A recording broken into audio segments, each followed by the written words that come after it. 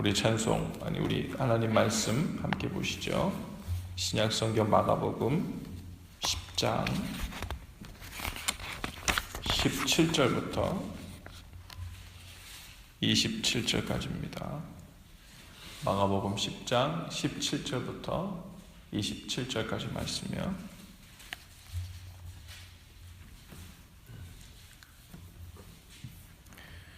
마가복음 10장 17절부터 27절, 저와 여러분이 한 줄씩 교독하시죠. 제가 먼저 읽겠습니다. 예수께서 길에 나가실새 한 사람이 달려와서 꿇어앉아 묻자오되 선한 선생님이여 내가 무엇을 하여야 영생을 얻으리이까?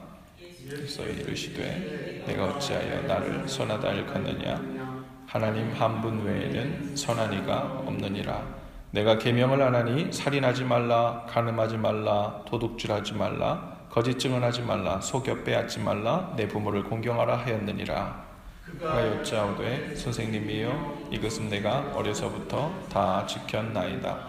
예수께서 그를 보시고 사랑하사 이르시되 내게 아직도 한 가지 부족한 것이 있으니 가서 내게 있는 것을 다 팔아 가난한 자들에게 주라. 그리하면 하늘에서 보화가 내게 있으리라. 그리고 와서 나를 따르라 하시니 그 사람은 재물이 많은 고로 이 말씀으로 인하여 슬픈 기색을 띠고 근심하며 가니라. 예수께서 둘러보시고 제자들에게 이르시되 재물이 있는 자는 하나님의 나라에 들어가기가 심히 어렵도다 하시니 제자들이 그 말씀에 놀라는지라. 예수께서 다시 대답하여 이르시되 얘들아, 하나님의 나라에 들어가기가 얼마나 어려운지 낙타가 바늘기로 나가는 것이 부자가 하나님의 나라에 들어가는 것보다 쉬우니라 하시니 제자들이 매우 놀라 서로 말하되 그런즉 누가 구원을 얻을 수 있는가? 다 같이요. 예수께서 그들을 보시며 이르시되 사람으로는 할 수 없으되 하나님으로는 그렇지 아니하니 하나님으로서는 다 하실 수 있느니라. 아멘. 할렐루야. 오늘 우리가 읽은 마가복음 10장 17절 이하에 나오는 말씀은 우리 부자 청년에 관한 이야기죠. 그런데 이 부자 청년에 관한 이야기만 딱 떼어서 놓고 보면 온전히 이 말씀이 이 장소에 위치하고 있는 이유를 알아내기가 쉽지 않습니다. 물론 그 말씀 자체만으로도 그 안에서 재물보다 하나님, 그리고 하나님과 재물을 함께 겸해서 누릴 수 없구나라는 것을 우리가 깨달을 수 있지만, 그런데 그 위에 바로 전에 나오고 있는 맥락을 보면 조금 더 이 이야기가 분명해집니다.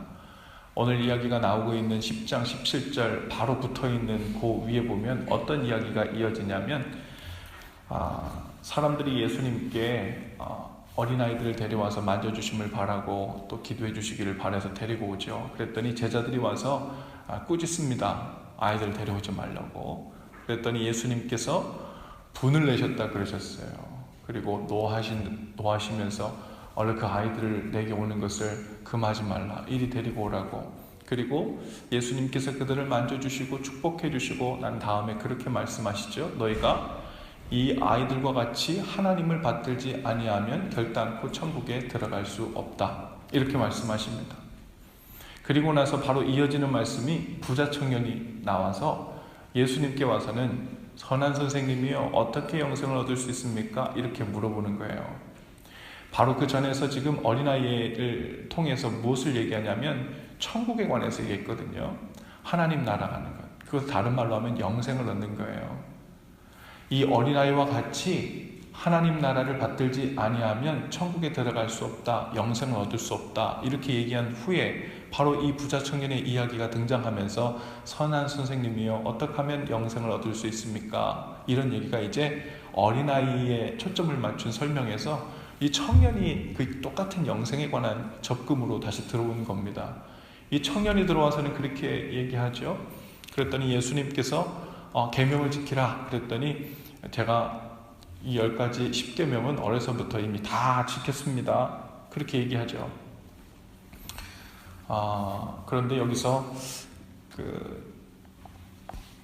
하나님께서 말씀하신 이 계명은 단순히 살인하지 말라, 또 간음하지 말라, 또 도둑질하지 말라, 그 계명 하나하나 다 지키면 구원 얻는다라는 말이라기보다는요, 하나님께서 주신 이 구체적인 계명 속에 있는 하나님께서 말씀하신 그 말씀을 생명처럼 붙들고 하나님을 사랑하는 계명을 지키라는 말씀이었죠. 근데 이 부자 청년이 답하기는, 그리고 받아들이기는, 나는 그 계명을 어려서부터 다 지켜왔습니다. 다 지켰다는 말이 너무 쉽게 나오는 거예요. 과연 사실은 10계명에 나오는 그 말들은요, 다 지켰다라고 피에레드를 찍기, 그리고 그렇게 정의하기가 참 힘든 구절들이거든요. 예를 들어 하나만 얘기해 볼까요? 내 부모를 공경하라. 과연 24시간 내내 한 번도 마음에 서운한 마음도 없이, 나쁜 마음도 한 번도 안 품고, 이 청년이 어렸을 때부터 지금까지 과연 내 부모를 공경하라는 말, 그 말에 다 온전히 채우면서 거짓 하나 없이 그렇게 살았을까요? 도대체 이 청년이 내 부모를 공경하라는 그 계명을 내가 어렸을 때부터 다 지켰습니다라고 자신 있게 대답하는 도대체 그 근거와 기준은 어디 있을까 심히 의심스럽습니다. 그러니까 이 청년의 생각에 내 부모를 공경하라라고 이 말에 대한 대답, 그 기준은 자기가 생각할 때 남들보다 평균 이상으로 특별히 우리 부모에게 잘못한 것 없고, 속상하게 하지 않았고, 그리고 부모를 나쁘게 대하지 않았습니다. 그 정도면 부모 공경한 거 아닙니까? 이런 평균 잣대를 대해서 이런 이야기를 하고 있는 거죠. 그만큼만 해도, 그래도 주님 보시기에 그래도 하나님 말씀을 지키며 살려고 애썼던 것이 가상했던 것 같아요. 그래서 예수님께서 사랑스러운 눈빛으로 쳐다보면서, 그런데 내게 한 가지 부족한 것이 있다. 그리고서는 내게 있는 것을 다 팔아 가난한 자들에게 나눠주고, 그리고 그래요. 그러면 하늘에서 보화가 임할 것이다. 그리고 와서 나를 쫓으라. 그렇게 말씀하시고, 여기서 우리는 재물에 관한 이야기에 집중하기 쉽지만, 이 이야기는 재물에 관한 이야기가 아니라 바로 모든 계명들을 다 지켰다고 했지만 그 마음에 하나님이, 주님이 내 삶의 전부가 되지 못하고 있는 이 부자 청년의 삶을 보고 있는 거예요. 너는 사실 모든 계명을 다 지켰다고 얘기했지만 내가 보니까 너에게 오히려 한 가지 부족한 것이 있다. 그런데 그 부족한 한 가지가 가장 중요한 계명이다. 이거 없으면 천국에 못 들어갈 정도로 가장 중요한 계명이 있는데, 그게 뭐냐면 바로 하나님을 내 삶의 중심 한가운데 모셔드리고 살아야 된다. 그렇지 않으면 천국에 못 들어간다. 그 얘기를 하고 계신 거예요.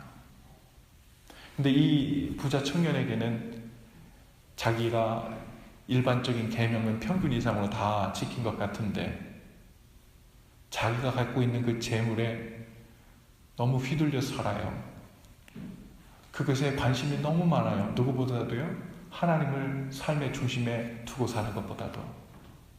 그래서 너에겐 부족한 것이 한 가지 있다. 그러면서 내 재물을 다 팔아 가난한 자들에게 나눠주라 라고 말씀하신 이유는 하나님 외에 네 삶의 중심에 자리 잡고 있는 그것을 제거하고 하나님을 중심으로 모셔드려야 된다. 그 얘기를 하고 계신 거죠. 그러면 어떻게 된대요? 하늘에서 보화가 임할 것이다. 그럽니다. 할렐루야. 여러분, 우리에게 보화는 주님을 삶의 중심에 모시고 사는 삶입니다. 그럴 때 우리에게 참된 보화가 임하죠. 이 부자 청년에게 네가 있는 재물을 다 팔아 가난한 자들에게 나눠주고 나면 하늘에서 보화가 임할 것이다. 이 이야기는, 야, 네가 착한 일 했으니까, 그리고 가난한 자들에게 이만큼 나눠줬으니까 하나님께서 복 줄 거야, 이런 이야기가 아니고, 네가 지금 하나님 말고 다른 것으로, 저 재물로 삶의 중심을 살고 있는 것을 포기하고 하나님을 다시 마음의 중심에 삼으면 보이지 않는 하늘의 보화, 주님을 중심에 삼고 사는 완전히 달라진 삶이 보물로 내 삶 가운데 주어질 거라는 말입니다. 할렐루야. 그리고 나서 나를 쫓는 삶으로 나아가라고 말씀하시는 거예요. 이번에 우리 새신자반 12기 제자훈련을 하고 이제 이번 주일날 내일 이제 수료식을 할 텐데 간증문들을 다 저에게 써서 보내라 그랬습니다. 그래서 우리 주보에 이렇게 기재해서 내일 보여드릴 텐데요. 저에게 보내주신 한 분의 간증을 읽어보니까 그런 이야기가 나와요. 내가 하나님을 멀리하고 살았는데 사실 하나님은 늘 내 삶에서 뒷전이었는데 큰 어렵고 또 문제가 생길 때만 가끔씩 하나님이 생각나곤 하는 그런 삶을 살았는데 제자훈련을 통해서 혹은 우리 남편과 함께 신앙생활을 본격적으로 시작하면서 야, 이번에 정말 잘해봐야 되겠다, 그런 마음이 막 생겼대요. 남편도 협조를 잘해주고. 그래서 같이 제자훈련을 함께 쭉 받고 있는데 이상하게 자꾸 문제들이 삶 속에서 더 많이 일어난다는 거예요. 아니, 하나님을 잘 믿겠다 그러면은 있었던 문제들도 다 풀리고 재정적인 어떤 문제들도 잘 해결되고 건강의 문제도 다 되고 아주 술술 풀릴 줄 알았는데요. 이상하게 둘이 마음 먹고 신앙생활을 본격적으로 시작하겠다고 열심을 냈는데 막 연달아 가지고 아프기도 하고 문제도 생기고 재정적인 어려움도 오고 막 이런 문제들이 계속 왔다는 거예요. 심지어 그런 어려움이 계속 오니까 야, 이거 뭔가 잘못하고 있나? 이런 생각까지 처음에 들었다는 거죠. 근데 나중에 이제 제자훈련을 계속 받으면서 나중에 하나님께서 주신 마음은 그거였다는 거예요. 내가 잘 되려고, 내가 세상에서 복 받으려고 주님을 믿는 게 아니구나. 이 어려움 속에 흔들리지 않고 변함없이 나와 동행하고 계신 주님을 보물로 삼는 것을 가르쳐 주시기 위함이시구나. 그것이 나의 보호하고 그걸 소유해야 흔들리지 않는 삶, 흔들리지 않는 가정을 소유하게 되는 거구나. 그걸 알게 되었다는 거예요. 어쩌면 이 부자 청년처럼요, 하나님을 잘 믿고 계명도 잘 지키고 신앙적인 모범생처럼 잘 살면 부자도 되고 여유도 있어지고 건강해지고 오래 살고 모든 문제들이 다 해결되는 이런 삶이 올 거라고 생각했는지 모르겠어요. 이 부자 청년도 어쩌면 그런 마음이었을 것 같습니다. 그런데 하늘에서 내리는 보화는 다른 데 있었다는 거죠. 주님을, 하나님을 내 삶의 중심에 모시고 사는 거예요. 그거 하나를 지켜야 천국에 들어갈 수 있다.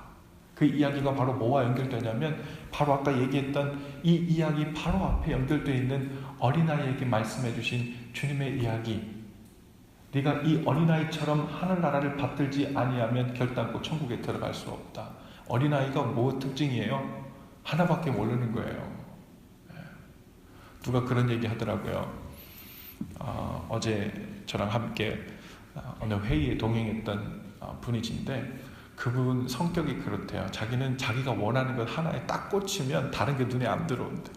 어렸을 때부터 놀이동산에 엄마 손잡고 가면요, 놀이동산에 딱 들어가서 입구에서 내가 갖고 싶은 거 하나 딱 눈에 보이면 그걸 사달라고 거기서부터 조르기 시작한대요. 그러면 엄마가 이따 다 끝나고 나올 때 저걸 사준다고 얘기를 해도 그게 내 손에 들어오기 전까지는 그 놀이동산에서 뭐 타고 뭐 하는 게 전혀 관심이 없이 그냥 그거 하나만 붙들고 있다가 급기야 나중에는 엄마가 화가 나가지고 너 저거 안 사준다고 그러면 놀이동산에도 하나도 못 타고 그것도 못 갖고 그러고 나온다는 거예요.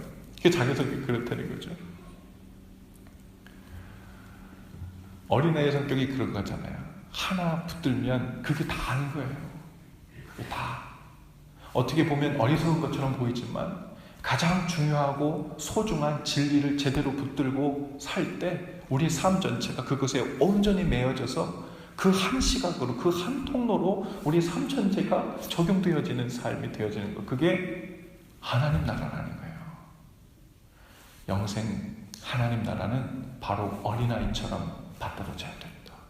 내 삶 가운데 이것저것 신경 쓰다가 그 중에 하나 천국도 갔으면 좋겠다, 영생도 얻었으면 좋겠다, 주님과도 동행했으면 좋겠다가 아니라 마치 그 아이가 하나님 나라가 전부인 것처럼 온전히 받들듯이 내 삶 가운데, 하나님을 내 삶 가운데 오직 하나님만 계신 것처럼 한 중심에 모시고 살아야 영생을 얻을 수 있다.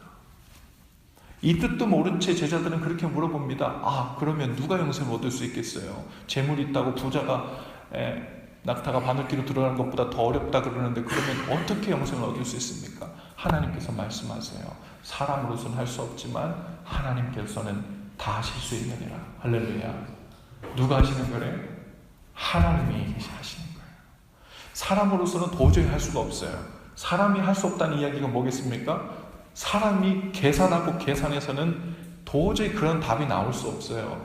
사람이 계산은요, 이것도 신경 써야 살고요, 저것도 계산해 놔야 살고요, 이 보험도 들어놔야 살고요, 이 일 후에 있을 일도 다 예비해 놔야 살아요. 그게 사람의 계산이거든요. 그러니 사람으로서는 할 수가 없어요. 하나님을 중심에 들고 그것이 전부라고 생각하고 하는 삶이 될 수가 없어요, 계산으로는.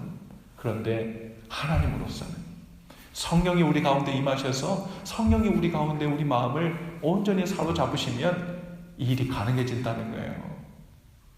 주님을 내 삶의 중심에 모시고 인간적인 다른 모든 것이 준비되어 있지 않아도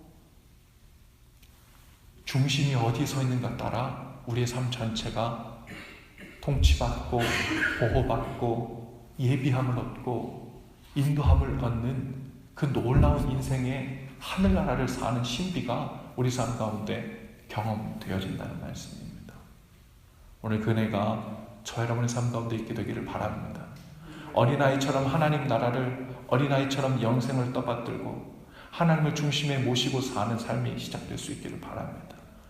하늘의 보화가 우리 삶 가운데 내려서 그 보화를 품고 사시는 저 여러분의 삶 다 되실 수 있기를 주님의 이름으로 축복합니다. 기도하십시다. 오늘도 좋으신 주님, 참으로 주님을 내 삶의 중심에 모시고 영생을 살고 하나님 나라를 사는 구체적인 삶이 시작되기를 원합니다. 하나님을 따라 주님을 중심에 모시고 산다 하면서도 너무나도 많은 인생의 계산과 염려와 근심들이 많았음을 주님 고백합니다. 이제 오직 한 가지 부족한 것, 바로 주님을 마음의 중심에 모시고 사는 것에 지혜롭도록 하시고 또 성령님이 이끌어주셔서 그 삶이 가능토록 역사하여 주옵소서. 그 안에서 누리는 놀라운 은혜와 복이 우리 각설한 마음에, 우리 가정에 임할 수 있도록 인도해 주옵소서. 예수님의 이름으로 기도합니다. 아멘. 우리 찬송